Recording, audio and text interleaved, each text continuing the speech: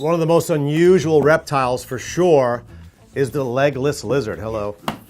This is a Russian variety. We see these in the United States too. Down south in Florida, they call them glass lizards. Very similar because they have a couple of unique characteristics. First thing is, anybody seeing this for the first time says, Jungle Bob, that's not a lizard, that's a snake because it's got no arms and legs. Well, if I'm a scientist, and I didn't make this up, but scientists classify snakes as animals that do not have any legs, arms or legs, of course, but snakes also cannot have ears or an eyelid that they can shut.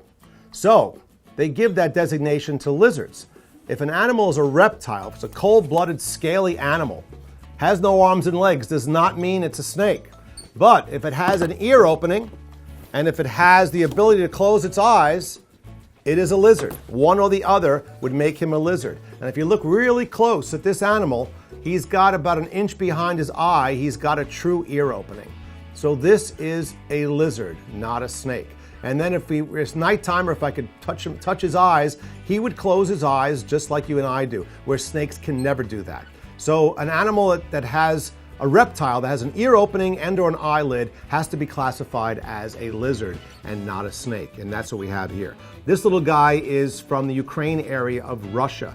Over there they call him the sheltopusik. I don't know why, but that's his name in Russian. Here we call him the legless lizard, and down in Florida there's another species called the glass lizard. They're called glass lizards because of their ability to do that trick called autotomy, where they will just snap off their tail at a moment's notice. If something were to grab him by the tail, he would leave it behind, and I'm trying very hard for that not to happen. The anal opening of all reptiles and birds actually is called the cloaca. And on this particular animal, right where my finger is where his opening is. So from that point down, all the way down is his tail. That's all tail. There's the end of his body, way up top there. So that whole thing would snap off, which would be a shame. We don't want for that to happen. You see the way he moved his body when he wanted to move. Lizards do that type of a roll. Snakes usually don't try to get away from somebody holding them by rotating their body. Lizards do that. Alligators do that.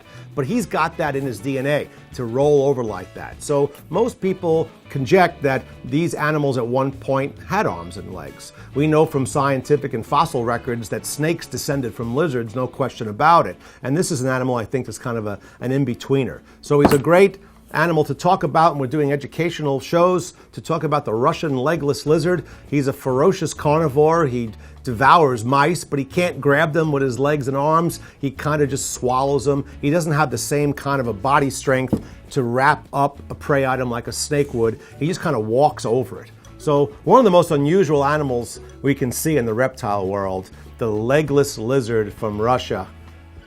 He's gonna open his mouth there. And he didn't bite me, so this was a good episode.